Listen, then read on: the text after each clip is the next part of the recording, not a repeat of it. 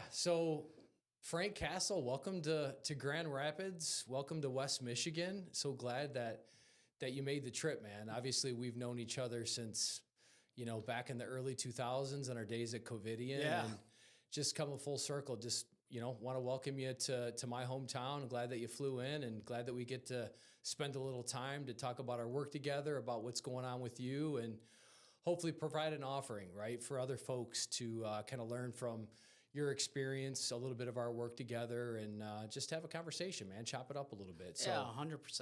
And I wanted to thank you for having me out here. It's been such a pleasure working with you. I couldn't have asked for a better coach, and the universe kind of spoke to me, and hence why I reached out. There are other reasons, obviously, that we'll get into, yeah, but I'm just blessed to be here with you and spend some time chatting. absolutely. So I guess for some perspective, right? Yeah. For the audience or for folks that may watch this, just give me some perspective on you, kind of your background and your journey up to this point. Yeah, so I like to start off with the fact that I was born and raised in Hong Kong. Okay. I think that really molded who I am today. And reason being is that I went to an international school where there are kids from over 50 different countries, right? So I was exposed to a lot of different cultures. And naturally, I think when you are raised in a household, and I was raised in a bicultural household. My dad was Caucasian, my mom was Japanese, coupled with the fact that I went to school with kids from 50 different countries. You start to build your own set of like curiosities, right? And I was always a very curious person as a kid. There's one thing that I think has kind of stayed tried and true. I'm a very open person, and one of the things my parents taught me was, if I didn't want to try a food, they said, just try it one time. If you don't like it, Okay. you don't have to eat it. And I'm going somewhere with this, but I would try everything. I had no fear, escargot or what have you. And I think that's really kind of helped me kind of progress through my career. And so as I grew up and got into college, and I decided that I'd be a communication major after being business admin at Cal Poly, and then transferred to Santa Clara. Film kind of became my priority. Spent a couple of years in LA. We took a film to the Toronto International Film Festival, but realized that wasn't my calling. And in college, I had the opportunity to sell water treatment systems door to door, and my parents thought I was crazy, right? And I just remember sitting outside of my Jeep for an hour and a half, nervous, and just thinking to myself, can I do this? I can't do this. And I just did it, and I ended up booking 18 appointments that weekend alone. And I didn't know if that was a good number or not. But looking back, first day, booking 18 appointments, and we closed 13 out of the 18 calls. And I made some money off of that. Yeah. How cool is that, right? So that was my entry into sales. And when I left LA, I tried to get into med device sales, and everybody said, you have a B2B background. So I worked at Lanier Worldwide selling copiers for 4 years. Fantastic experience, and then moved on to Covidian and Medtronic. That's where I got my start. I was fortunate enough to be in the vascular therapies division where you and I met. We had great leadership, great culture. Probably my favorite experience, I would say, out of the all the jobs that I've had, and kind of worked my way up into the peripheral division and kind of made a name for myself, just being ranked number one, managing the trellis thrombectomy catheter in 2010 and 2012. And,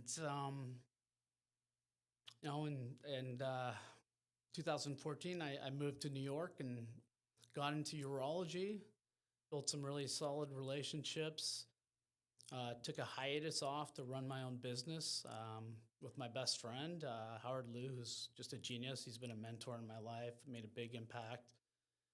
And I learned a ton.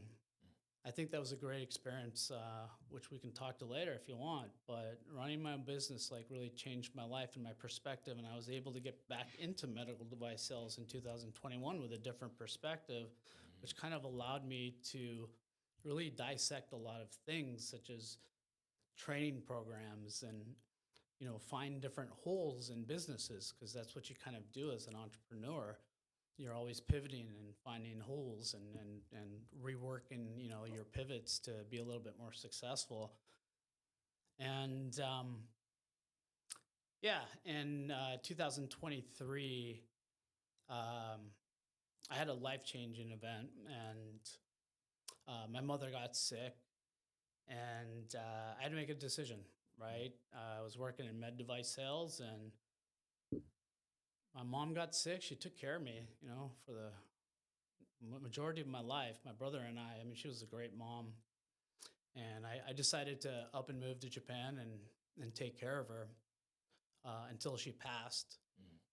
And that was a big struggle when I came back, to be honest, as you know, as we've talked about. And came back suffering from PTSD. I didn't believe in PTSD. I thought those flashbacks didn't happen. Now I wouldn't wish them upon anybody. So I had to go through on my own struggles, got help. We used EMDR therapy. And then I also got into a pretty severe car accident. So it seemed like, from my standpoint, life just wasn't going my way. But I knew that there was light at the end of the tunnel. I knew that I would get through it. I just needed help. And I think being vulnerable enough to ask for help, people want to help, right? And so I asked for help, and I got the help, and I got to a place where by the end of 2024, I was starting to feel a little bit more confident. And then I just knew I needed help, to get back into medical device sales. And I knew that for some reason I just had to call you. So. Yeah, no, that paints a great picture. And so, to be at that point, right, to have all of sort of that success, to face that adversity with your mother, the person that took care of you, to up and root and go to Hong Kong, to decide that you're going to pay it forward to her. She took care of you. Now it's time for you to take care of her, to come back, to deal with those emotions, and then face further adversity with the car accident, those types of things. What was that? What would you say is sort of that turning point where you decided, hey, I've had success on my own in the past. I've done things, but, I feel like I need to find another way. I need to reach out, whether you want to call it a coach, those types of things. What was that sort of turning point, do you feel like, for you, where you decided to make that commitment to yourself, to invest in yourself? Yeah, well, the first thing I had to do was process everything, right? I needed my therapist to kind of walk me through that process. It was a very difficult process, but it was one that I appreciated and that I went through. And for anybody that's suffering out there, it's okay to ask for help. I just wanted to share that. But once I started getting my confidence back, and so it was after processing, right, the PTSD. I knew I needed to get to a space in my head where I was ready to get back into medical device sales, because that's always been my passion, is serving patients. Patient outcomes, number one, customers, number two. It's always been the case with me. And for that year when I was processing, I didn't even know if I wanted to get back into medical device sales, to be honest. I didn't know what I wanted to do with my life. But it came to a point, and it was more of like an epiphany. It was like almost serendipitous. And I don't know the date or what happened, but I just knew that I needed to get back into medical device sales. But there was one hesitation, right? And it was that full confidence and that mindset. I didn't necessarily know what was going on with the hiring process. I was on LinkedIn often and noticed that things had changed with the recruiting process. I had applied for certain jobs and just wasn't getting any type of traction anywhere. And I came across one of your posts, and I immediately knew. I'm like, this is my guy. I know Bill. I listened to all your, read all your posts, listened to your videos, and it was a higher calling that just Mm-hmm. had me reach out, and I'm super blessed that I did because you changed my life. Well, thank you. I appreciate that. Those Yeah. are strong words. So, I think folks always learn from really understanding like, what some of those challenges are. I think you mentioned confidence, but just paint a picture for me. So, we have, they say 6 to 7 thoughts a day, 90 to 95% of those thoughts are the same thoughts, right? That's where we get stuck in those Right. ruts and those patterns. So, you mentioned the word confidence, but could you kind of further articulate for me? Talk to me a little bit about what those thought patterns were, those interrupts that you needed from a mindset perspective on kind of where you were at that time as you were beginning to kind of dip your toe back in and start to reach out to folks. And talk to me about that. What was the mindset? Paint a Yeah. picture. So I kind of developed a program. I studied neuroscience in 2014 just on my own, Mhm. and I was suffering from generalized anxiety. Worked with a neuroscientist by the name of Dr. Kevin McCulley, and learned that it takes 6 months to get from your amygdala, which is the oldest part of your brain, it's the fight or flight zone, to the prefrontal cortex, where you generally want to, your executive functioning skills are, and that's a place that you generally want to process your thoughts. Mhm. And knowing that it took 6 months, nobody had a plan. Nobody gave me a plan. So I developed one on my own, and I call it building a strong neural cord. So for me, it was, prayer, meditation, and just getting into this religious pattern. So I committed to 8 months of doing that. And at month 5.5, I woke up happy for the first time. Mhm. It was life changing. And I've been able to share that with other people. I've had 7 people go through my program, all with success. And so when I do get anxious, I use that technique. But I also added another physiological technique where I slap my thighs, we spoke about this morning, Mhm. and that just builds a stronger neural cord. So even though I was working on that, Mm. right, when I was suffering from PTSD, what I failed to recognize and what my counselor told me is that PTSD affects a different part of the brain. Mm. So I was shocked because I thought, hey, I can get over this on my own, but I couldn't. So Mhm. it's what you don't know, right? That you need to ask for help. And so getting back to your question, um, I I use that technique to kind of build up my confidence, Mhm. but there was also quite a bit of self doubt. Mm. Not being in medical device sales for 2 years, having somewhat of a self saboteur type of personality, um, that I feel like I've conquered at this stage, with the help of yourself and with my dad. But once I got to that, I needed to get to a space where I was confident enough to be ready for the interview process. Mm. And once I got there, I knew that I needed help to refocus my mindset Mm. because it was all over the place. Okay. I didn't know which direction to go in. I didn't know the process. I'd been through the process before, 4 to 5 interviews, Mhm. right? I've been fast tracked before by several companies, but it seemed like the landscape of recruiting changed, the landscape of interviewing changed, and to be honest, I just didn't know what the process was. And so, hence, when you and I worked together, you set out detailed processes for me that really allowed me to get back into a space. And when you sent your first initial project, I was on top of it, right? Mm. I mean, I think I got that done in 1 or 2 days, sent that Mhm. off to you. And it's the little things that you do, it's the actions that you take that build the confidence. It's not necessarily the big things that you conquer. It takes time, but you've got to start off with the baby steps. And you were a guide for me through that process, right? Because know what the process was. I wasn't traditionally an organized guy. So during the process of the interview, you sent me an Excel spreadsheet, right? You said, Frank, track everybody that you're talking to, when you're going to follow up. And I kind of took it maybe a step further, and I would write notes on like what the hot buttons were of the managers, what the reps told me, put the follow-up dates.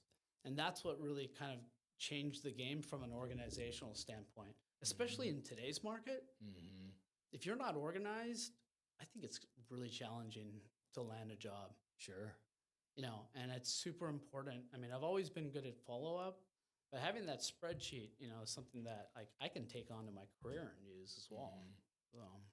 Yeah, because you did such a good job of it as a sales representative, working your pipeline, knowing what your opportunities are, close dates, follow-up action items. And when you started to realize, hey, if I just apply the skill set that I learned from that perspective and trying to sell a device, a product for a company, and apply myself as being the product, and whether they're internal, connections and network folks that I'm trying to follow up with to say, hey, I'm interested in looking, about opportunities, that networking piece, but then also to your point, the actual companies that you're interviewing for, treat that as a pipeline and work it. It definitely did seem to be something that really kind of brought everything together. Because just like with our territories, when we're sales representatives, if you're not organized and you don't remember where you're supposed to be, things fall by the wayside. And it seems so simple, right? Yeah. Mm-hmm. But it's not something that I thought about. Yeah. Yep. Because I've always interviewed, and I've done pretty well at interviewing, but I'd worked with recruiters before. Yeah. And this was a different space for me. I was on my own. And it's not that recruiters didn't want to touch me. It's just that I also know that having a 2-year gap was something that I had to overcome. So I had to change my game plan, right? Yeah. And we spoke about this a lot. And so that spreadsheet kept me completely organized, but it kept me focused as well. Yeah. Right? Because I had almost been handed jobs before. Recruiters were hunting me, especially after 2 P Club wins. You're getting recruited a ton. Yeah. And it wasn't that, I don't want to say it wasn't that difficult, but it didn't seem like it was that big of a challenge to land a job when I was in a job. Now here's a different circumstance where I hadn't worked for 2 years. Yeah. And I'm trying to crack back into medical device sales. And as you know, the first couple companies I interviewed with, like I remember calling you after my first interview, and what did I say? I said, Bill, I suck, right? Yeah. Yeah. And the first thing you told me is, Frank, no, you don't suck. That was your first interview in years. That's just fear, man. Yeah. That's false evidence appearing real. I'm like, that is the coolest acronym. Yeah. And that's what like really hit me hard. False evidence appearing real is what kind of guided me towards getting into that mindset, to get back into the medical device space, to be confident enough to interview, along with the fact that when you're organized and you know what the hot buttons are of the managers, by finding that rep that's going to go to bat for you, talking to as many reps as possible, getting their buy-in also to contact the manager that you've got their recommendation, knowing what the other manager's hot points are, it makes the process so much easier. Yeah.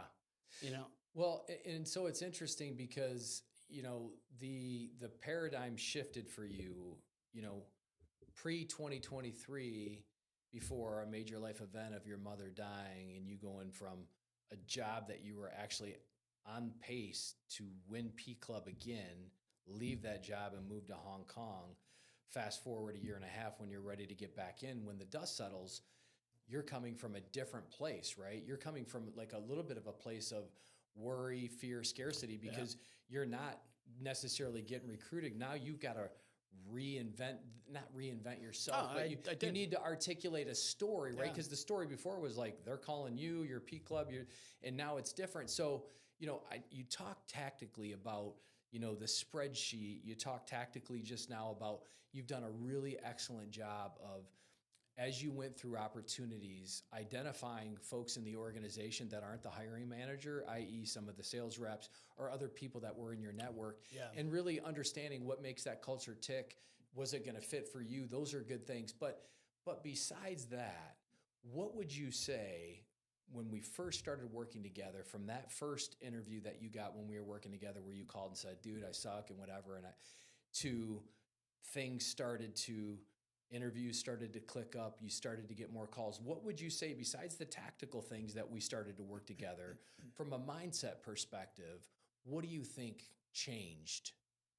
I think a lot of it had to do with us meditating together, the breathing exercises, getting on the right frequency. You know, and some people out there might think, oh, that's a little bit, you know, odd or funny, but it's something that I certainly have always believed in.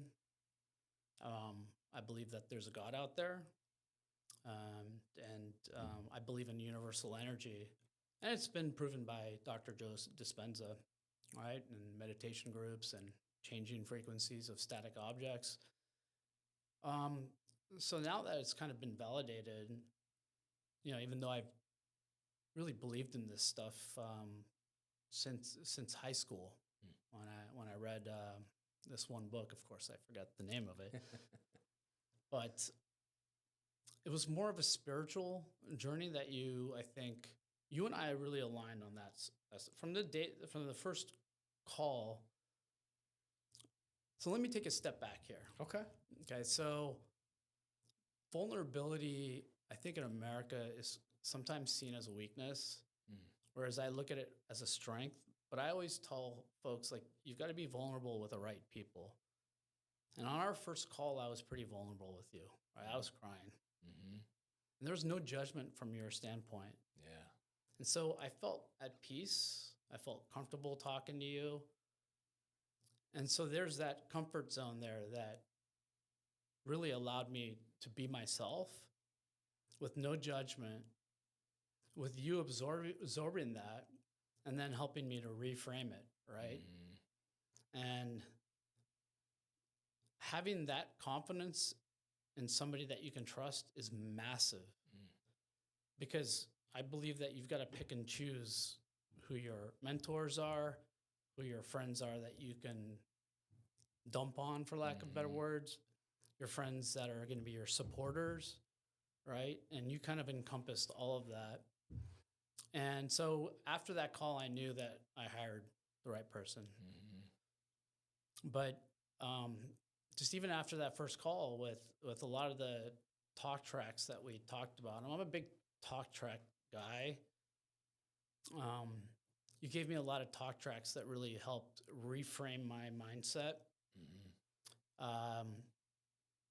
And focusing really on, you know, the positive self-talk, I think was super helpful, because you know, having had generalized anxiety, and knowing that I get into the headspace where I can think of worst case scenario.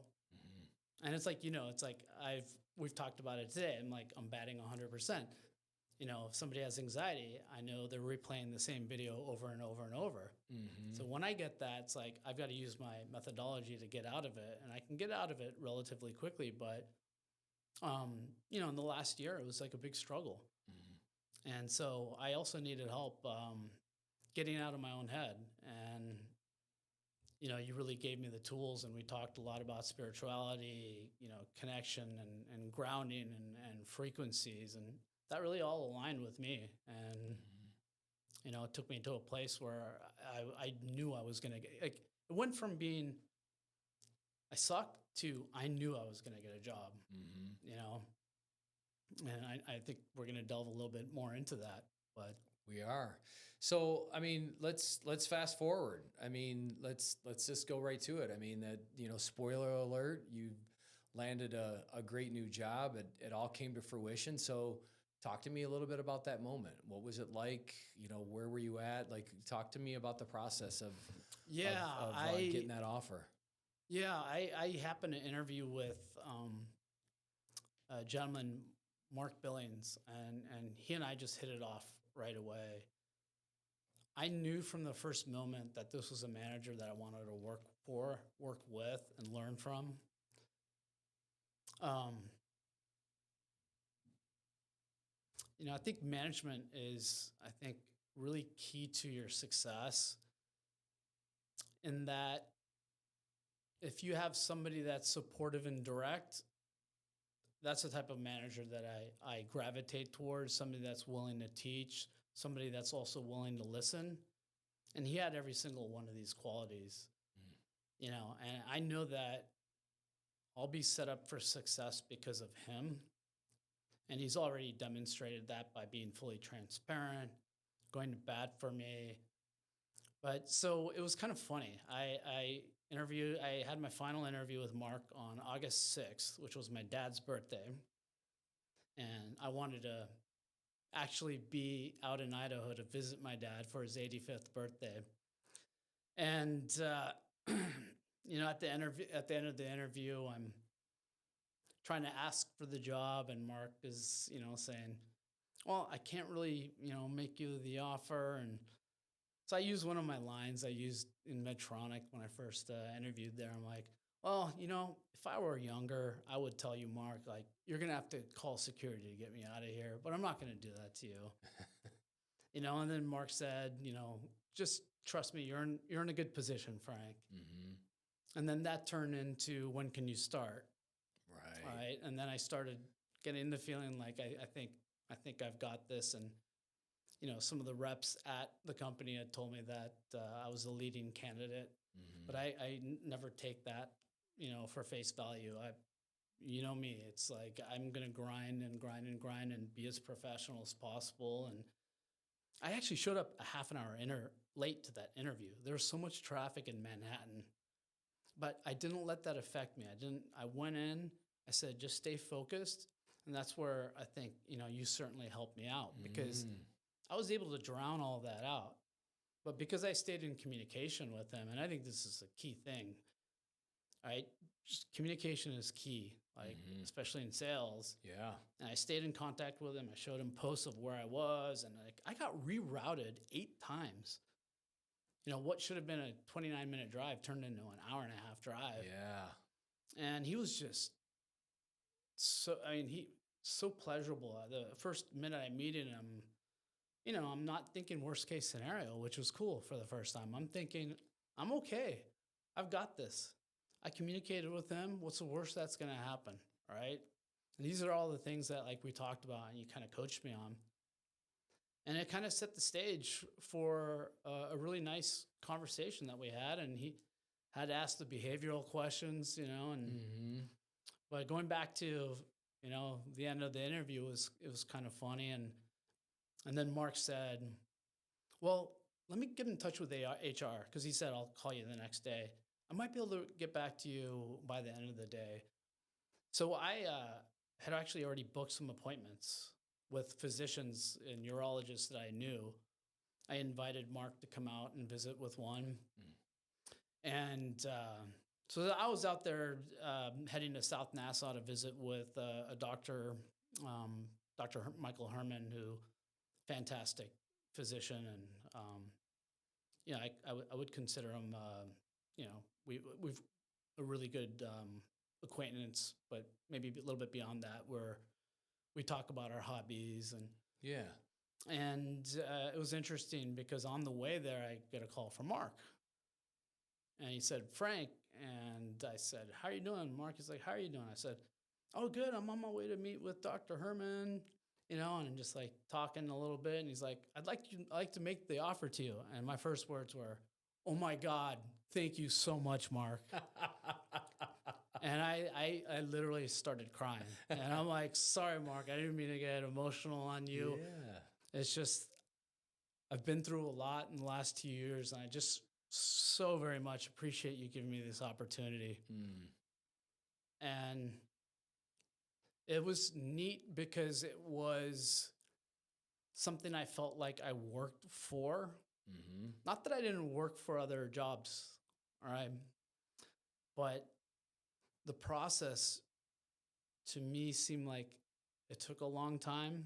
Mm-hmm. The effort that I had to put in to stay organized was completely different than any other time I'd ever interviewed in my life. So there's a lot more gratitude. Like when you're Mm-hmm. putting in that much energy into getting a job in a tough market where you're getting ghosted or getting the no replies, right? I Mm-hmm. always kept my head forward working with you, just knowing that, hey, Bill, I know I'm getting closer to my next yes, and the next job is going to be right around the corner.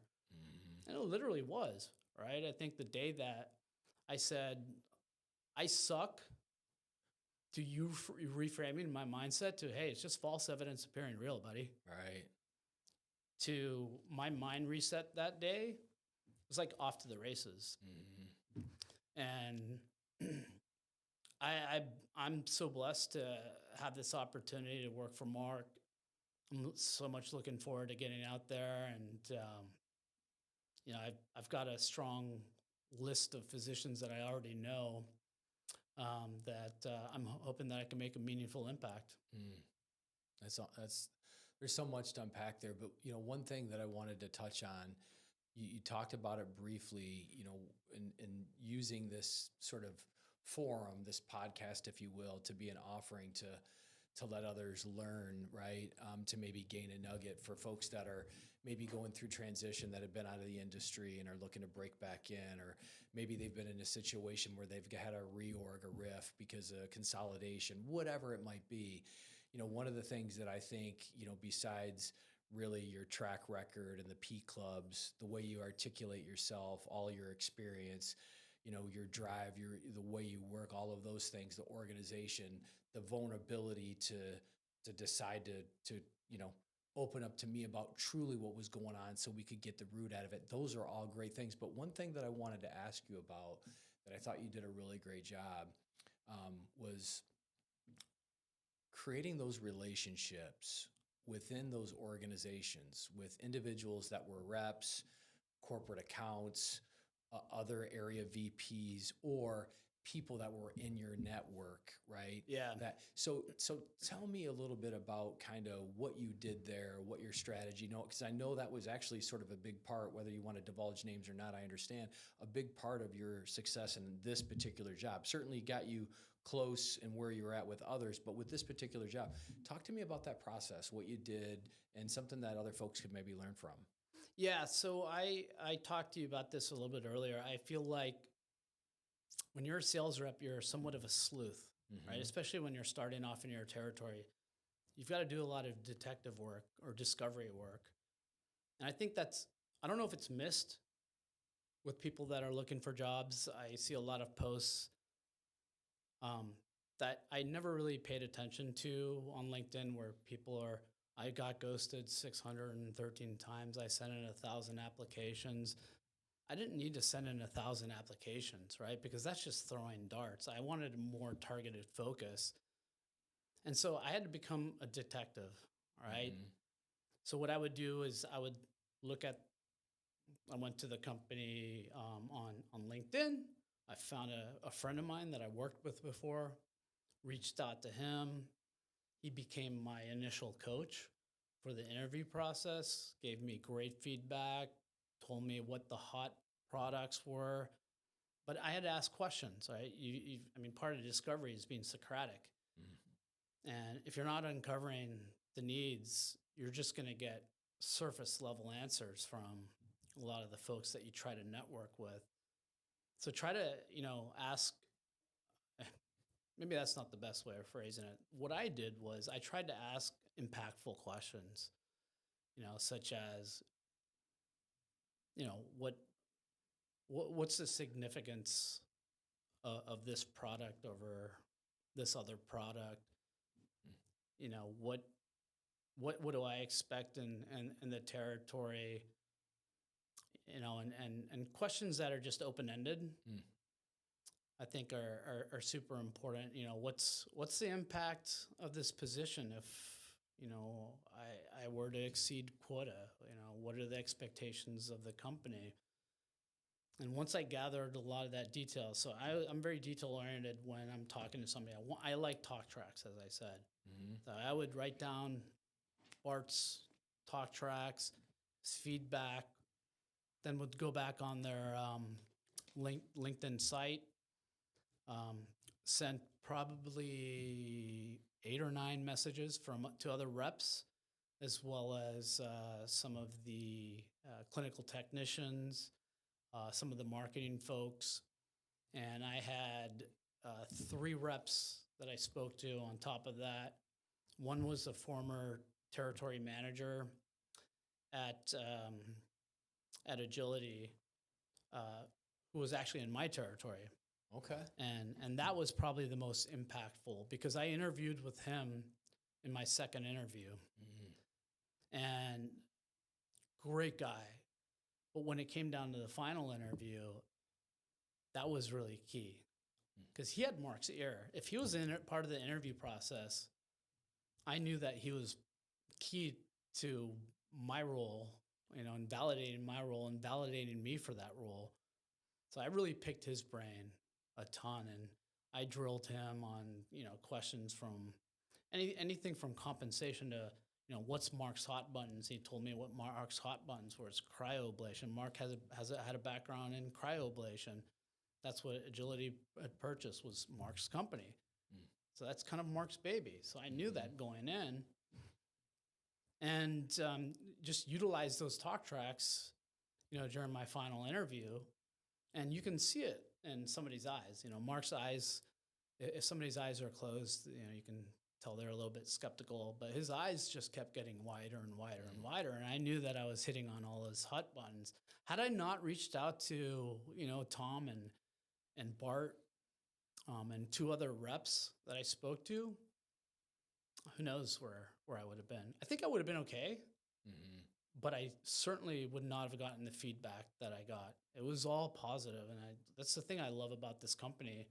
Throughout my process, from the first interview, they said, Mark really liked you. I have never gotten that before from HR. I mean, Right. that shows that they're vulnerable and transparent.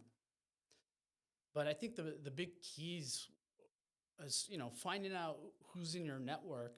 But the other thing is, like in sales, like one of the cardinal sins is making assumptions, right? So you never want to make like any assumptions about what somebody's going to say or who they might know. With another position, we work, I both worked with Justin Romans, and he turned me on to the number 1 rep in the division I was interviewing for. That rep took me and kept promoting me, sending out emails, following up with the region manager, right?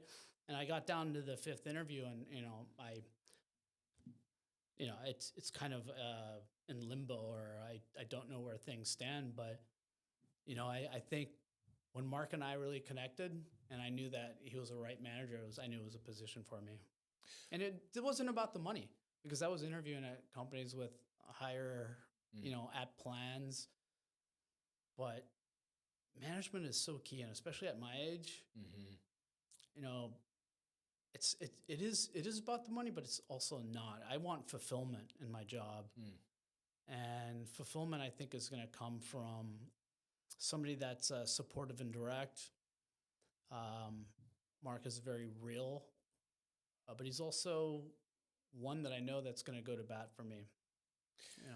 Well, the other thing too to reflect, I mean, when I really think about it, when it kind of came down, was, you had opportunities at really 3 different places. And I think there's the benefit of doing sort of that networking with those individuals that work there to find out what's going out, to put yourself in a position to get an offer.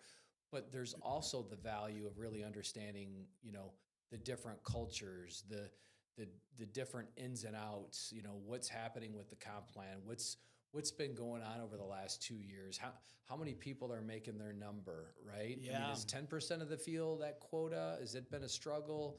Are there supply chain issues? I mean, post-COVID, probably everybody has them, but you really start to understand, is this going to be a fit for me? Not just, I want to do these things to leverage to get the job, but also put you in a position to, when you do start to have multiple opportunities like you did, it helps you start to whittle down where you'd like to end up, And I think that was one thing that really helped us and helped you through the process. Yeah, and the craziest thing is Mark was super transparent about how many reps were hitting the number. It wasn't like spectacular. Mm-hmm. I think it was maybe like 42%. Mm-hmm. But because he was that transparent, Mm-hmm. I knew that that's the guy that I want to work for. Right. I don't want somebody that's going to say, oh, yeah, we've got 78% of our reps hitting their number. I'd rather have somebody that's going to be honest with me. And by sharing, a number that maybe might be perceptually low, but it could be high. It just depends on like the industry or vertical that you're in. The fact of the matter is that most reps, shouldn't say most reps, but it is a challenge to hit your number, right? Because quota goes up by a certain percentage depending on the board, and we all know this, but it's supposed to be a challenge, right? It's not supposed to be easy. If everybody, it's like so cliche, but if it was this easy, everybody would do it. That's why we're in sales. We want that challenge. We want to be fulfilled by hitting a target that might seem inconceivable at the beginning of the year. But I've always been one to really, once I get going, like I love those challenges that seem unattainable, because that's always driven me. I think when I think of an example of what changed my life, that kind of applies to this, and it's really setting my mind to my goals. And having ADD, I get hyper focused in certain areas, but I have to enjoy them. If not, whatever, I don't really care. But I wasn't that great of a student. I was a really good athlete as a kid, and I won 4 presidential fitness awards. Maybe a C+ student, maybe B- some years in elementary school. But in 8th grade, our teacher said that they're going to hand out the most improved student award. And I knew I was going to win it. I had a vision that I was going to win it, and I was going to set my mind to win it. Went home that night, told my parents I was going to win it, and they kind of chuckled and said, well, you're going to have to work really hard, Frank. End of the year, I come back with my medal, and it's part of my brag book now. But that really reset my focus. And from that standpoint on, I was able to get good grades. And that taught me a valuable lesson that whatever I set my mind to, I know I can achieve. And even though I've had, self-doubt, we all do. I'm at a stage now where, and I've been in stages in my life where I've been able to get over my self-saboteur and, the self-doubt relatively quickly. Sometimes it takes a small win. I always believe in doing the things that make you feel uncomfortable. So if I am in that self-doubt, I try to do something that makes me feel uncomfortable, even though I don't want to do it, because I know at the end of the day, I'll feel like I achieved something. So even if I can achieve one thing, to get over any type of distress that I'm going through, I'm going to do it.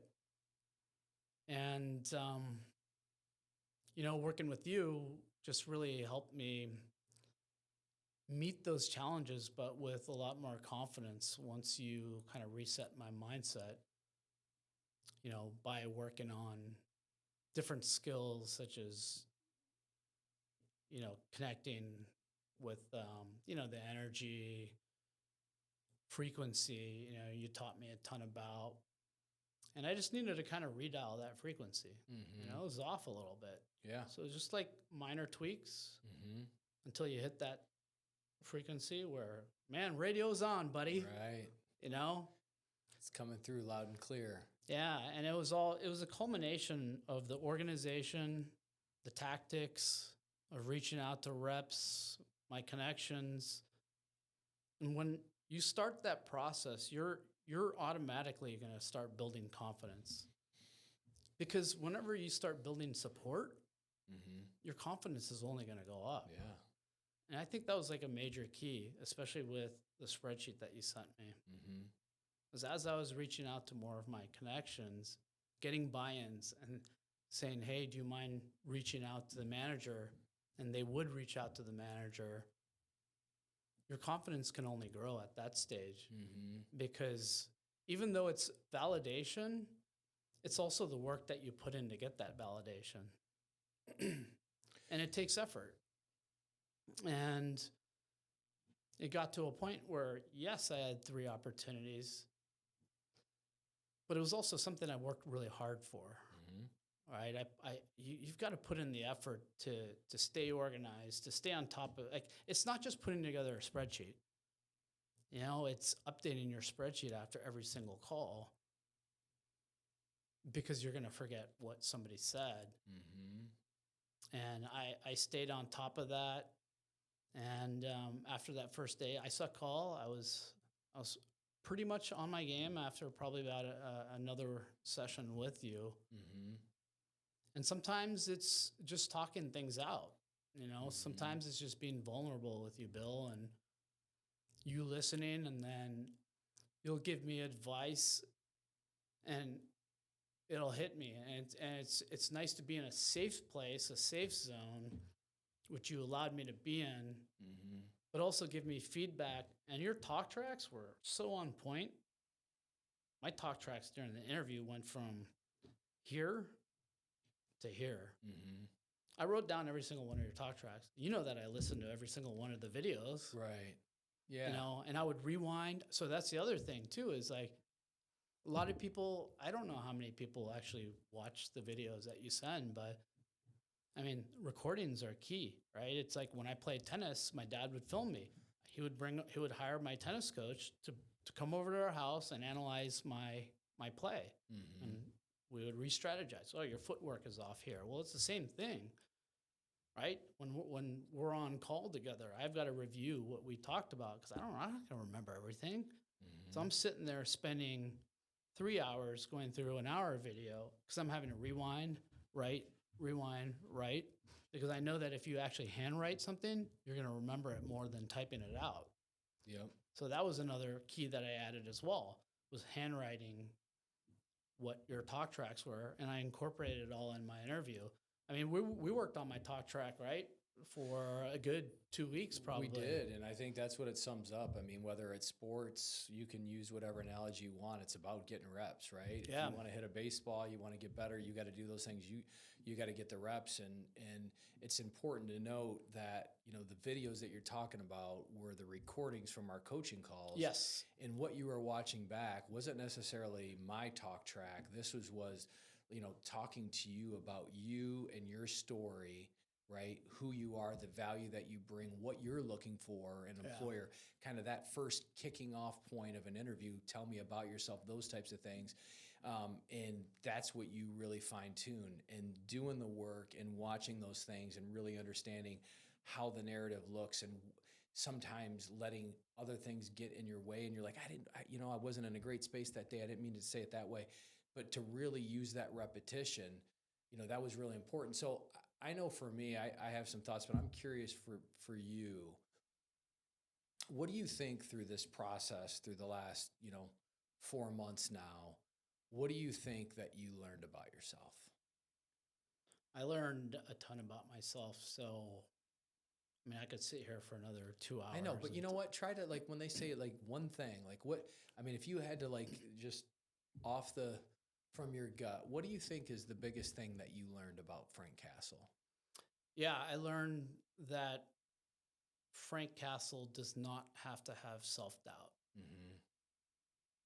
Does not have to have a self-saboteur on his left shoulder ever again. Because that's a decision, right? And that's something that you taught me. I can choose to be happy. I can choose to be sad. You know, and we're our own maker of whether we're happy, sad, or indifferent. And I think human nature is to move towards the positive. The reptilian side of our brain wants to bring us back into the fight or flight zone, into perhaps the negative. But recognizing when you're in that space and how to get out of it and reframe was the help that you really gave me. And so, yeah, I would say that my confidence has gained exponentially because of you helping and training me how to get from that reptilian side of my brain where I've Mm-hmm. got that self doubt to you telling me, "Hey Frank, like why do you have these thoughts?" Mm-hmm. That's an important question. Why Yeah. do I have these Right. thoughts? And I often you don't know. They Mm-hmm. just come, and it's almost like the amygdala, right? It's a Mm-hmm. fight or flight zone that creeps into some folks' heads, and I certainly have that. But then it was about, hey Frank, it's okay. It's okay to have those thoughts, Yeah. but what's the best thing that could happen, Yeah. right? What if you told yourself the opposite of that? You know, there's a psychologist, I forget her name, and she asked this really good question that I like asking myself. It's very simple, right? But she always says if something, you're tormenting you, the question is like, who would you be without that thought? Mm-hmm. You know, I've always liked that because your brain is immediately going to turn towards something positive, right? And you spoke to this to me on several times is that if you're rewiring your brain to think from a positive standpoint, and it's not like all that fluffy, like, oh, just be positive and everything's going to be Right. peachy cream. Pollyanna. No. No, Right. it's it's a process, and I know that it has to be a repeated process. It's the only way to change the neural connections in your brain. Right? So it was practice, practice, practice, practice, practice. We went from getting on calls where I didn't have that much confidence to the last six, to maybe seven calls where it's like, I got this, Bill, Mm-hmm. I've got this, right? How did that change? It didn't change just because like we were on calls. It changed because you told me, hey, Frank, let's reset your mindset by reframing like how your self-talk is. This is Mm-hmm. what you want to say. You know, what's the best thing that can happen? um, Instead of focusing on the negative, I would reframe like a situation such as, let's say I'm not getting anywhere with my job search. Well, that's kind of the wrong, um, talk track to give yourself. And it's like, hey, I'm moving forward. Every single no that I'm getting, I'm getting closer to my next yes. Mm-hmm. Right. And following that process that we talked about, it just gave me the confidence to know that I knew that I was going to get a job. And when you put that out there in the universe, it's going to come back to you. And it did. It did literally within probably a month. Yeah. I think the process with agility was about 3 weeks. Yeah. I mean, it happened pretty quickly. And what's ironic about it, Bill, Yeah. it wasn't through any of my connections. The Mm. HR person at the company reached out to me. So I had already put that out in the universe, and the universe rewarded me. Yeah, and I think it's what you talked about in terms of, you know, you didn't necessarily say this, but the spirit of, life doesn't happen to us; it happens because of us. And once you kind of started to change that pattern of thinking, right? And Yeah. you mentioned sort of like that antenna, like and you got the dial tone, right? You got the frequency set to the right place. Not only did that put you in a situation where when you did get those interviews or you did get that engagement with anyone that you were coming across as confident, and but it also, I think, attracted, to your point, the final opportunity that you got, you didn't even have to necessarily go find. It came to you and then you executed. So I think in a lot of ways, right? Law of frequency, law of attraction, Yeah. you brought that into your life because of who you came, because of the energy and the vibration that you were admitting, Right. admitting to the universe, if you will, using some of your words that you talked about earlier. So with all that said, that's kind of what you learned about yourself. Get back to like this trying to be an offering. What would be, the piece of advice if you could, provide to somebody, regardless of circumstance, whether it's a young person that just graduated college, right? I had this young career ascend group that I brought in. They're all looking for a job. You've got that person, whether it's the mid-career person that's, maybe trying to get promoted and it hasn't got there, or, somebody like yourself that went through a life experience, went through a transition, and maybe is trying to break back into whether it's med device or another industry. What advice would you give to people out there? Yeah. So before I answer that question, I've got a question for you. Yeah, That's okay. absolutely. Sure. So we talked about frequency and dialing it in, right? Mm-hmm. My thought process was I've got to dial it into the frequency that makes me the most authentic me. Right? Yeah. So I don't know what your thoughts are on that. Yeah. But that was kind of my mindset. And that was really important to me because I could have dialed it into a frequency where it would have been the old Frank Castle who interviewed at Medtronic, right? And it was this hard pumping. I'm going to get this job or you're going to have to call security, right? That's okay maybe at 26 years old, but that's not who I am, right? I wanted to go through this process being the authentic me, and you helped me fine tune it. Yeah. We talked about authenticity a lot. Sure. That was a big focus of what we chatted about. Yeah. And this could also apply to your last question too. Sure. Right? Yeah. I mean, this is one of the biggest takeaways was fine tuning my frequency into who Frank Castle really is. And that's going to be who Frank Castle is going to be constantly changing. Sure. But there's authenticity along the process, or there's not, depending on how you choose to live your life. I chose to go through this process authentically. So I just want to get your thoughts on that. Yeah, I mean, I think the biggest work that we did was when we talked and we connected. First, you were vulnerable in what you talked about, but I think really what it came down to was agnostic of whether we call it med device, whether you were going to go back being an entrepreneur and start another company. All of that didn't matter.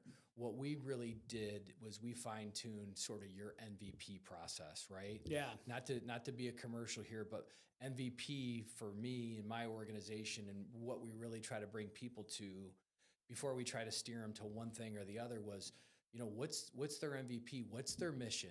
Like, what do they want to do? What makes them tick? What's their vision for their life career? And for everybody, that's different. It's not just job, but it's where do I want to live?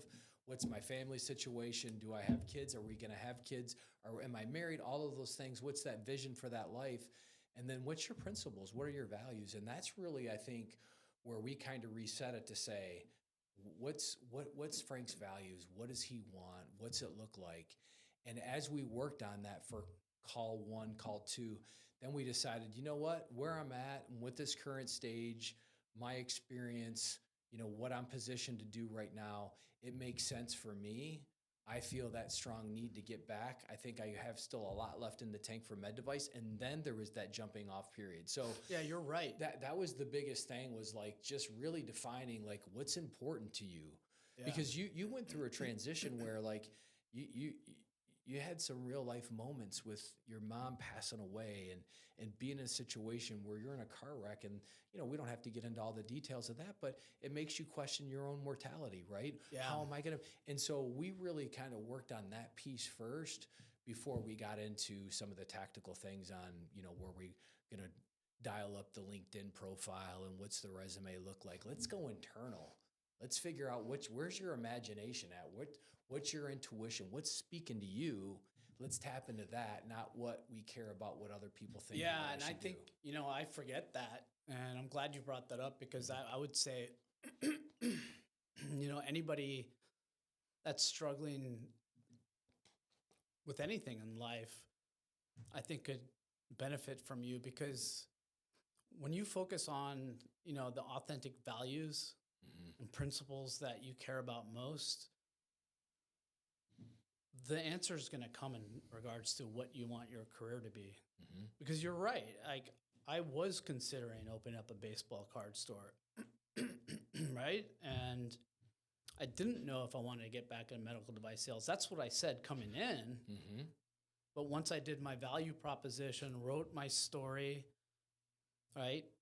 We had to have a couple discussions about what I really wanted to do. Yeah. And so I think it's super important. I love that process that you have with the MVP process. And it was actually fun writing that out, Yeah. It was because great reading it. it's cathartic. Mm-hmm.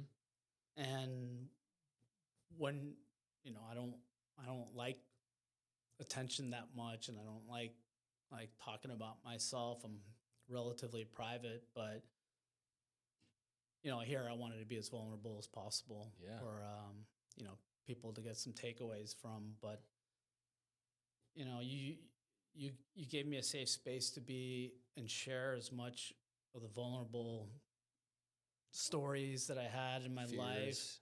my Yeah. fears. Yep. And so it's almost like you're probably gonna hate me for saying this, but it's like you're a mentor, you're a mindset guru, you're a frequency reset guru, but you're also like kind of like a psychologist as well. And I think it's important to get the psychological side not out of the way, but it's something that needs to be discussed, because usually in sales it's like, okay, this is a process. Mm-hmm. You're gonna cold call, you're gonna reach out to the customer, you're gonna ask Socratic questions, uncover their needs, right? Proposal. That's business, but you've got to work on yourself first in order to get to a point where you're comfortable moving forward in the interview process to figure out what you really truly want to do. Yeah. So that's a really good point that you brought up. And thank you for that too. No, absolutely. I mean, so here we are. Appreciate the time. I'm so glad that you came back in to Grand Rapids for us to kind of celebrate the big win, to put something on wax a little bit here, an offering, if you will. But now we're here, right? It's like we talked about, like it's just like everything in life for everybody. It's like, if I just this, if I just that. Well, here you are. You got the job. We're there. We're at the end of the finish line. What's next? I already know what's next. Okay. Next for me is continuing to work with you. Okay. All right. And it's so for me, life for me, I'm very curious. It's always about constantly improving myself and learning. I want to be the best version of myself when I get into this new position. Mm.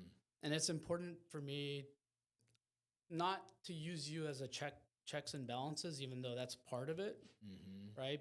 But to bounce ideas off of each other. And look, I already know how creative you are.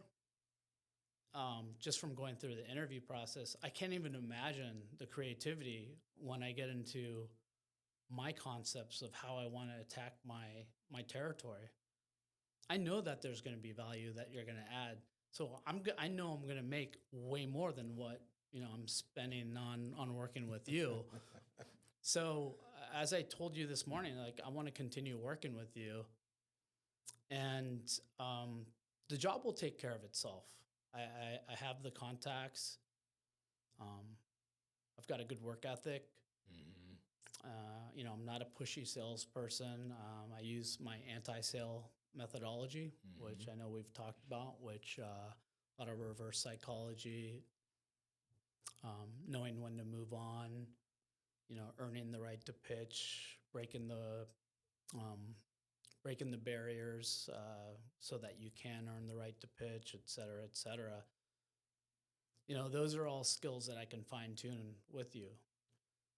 And, I don't, it's kind of like with my counselor, right? Mm-hmm. I have a counselor. Mm-hmm. It's something that I think that is very important, because there are things that I need to work on and process to improve my own mental well-being and make sure that I'm in a good space there as well. I think mental well-being is not really, it's starting to get a lot more traction and awareness. Mm-hmm. I don't know if there's still a stigma around it. I feel like there can be, depending on who you're speaking to, but it's always been of huge importance to me. It's like, I'm not going to stop that process. So why would I stop the process of trying to improve myself in my career? Mm-hmm. I think that would be the biggest takeaway for anybody listening to this. It's not only the fact that you can help them through the process, but it goes beyond that. Mm-hmm. And if you're not willing to invest in yourself, what are you willing to invest in? Great point. I think that puts a bow on it right there. And I'm gonna end by saying, I love you, brother. I respect you. I'm grateful for you, and it takes a lot of courage to talk about some of the personal, adversity that you faced. To be vulnerable, to say, hey, while I had success, I got to a point where I was doubting myself. I, used to be this confident, whatever. And through those trials and tribulations, I was dealing with some fear, and that you asked for help. And now that you're willing to share it with people and be vulnerable and not worry about what other people think, but hopefully you can help somebody else out there that's listening to this. So I appreciate it, brother. I love you too, man. Yeah. And thanks for having me. And I hope that there's some takeaways that people can get from this podcast. So there is. Appreciate you, All right, man. All right.